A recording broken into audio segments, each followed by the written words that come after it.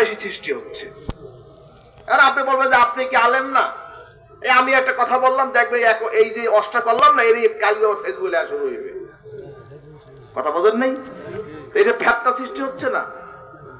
মানুষকে সংশোধন করার জন্য একটা কথা বলা হয়, আর সেখানে আপনার এর পিছনে আবার এক একজন লীলাই দেয়।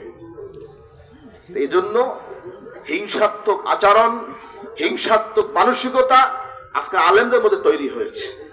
আল্লাহ পাক এই সমস্ত হিংসাত্মক আলেম থেকে বাংলার জমিনকে আল্লাহ হেফাজত করে, আমিন।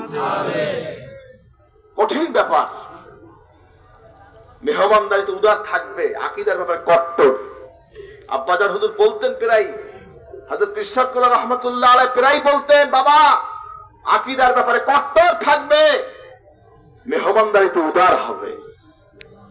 এখন আমরা যদি আকীদায় উদার হইয়া যাই, সবার সাথে আমরা মিশবো, সবার সাথে বসবো, সবার সাথে খাবো, সমস্যা কোথায়? সমস্যা তো কিছু নাই। শেষ পর্যন্ত তুমি ঈমান লয়ে তুমি যাইতে পারবে কেন, এই সমস্যা। ঠিক কি কে যাবে কে যাবে না এটা আমার দরকার নাই, আমার ঈমান লয়ে কবরে যাইতে হবে ইনশাআল্লাহ। এটা কে রাখা আছে না।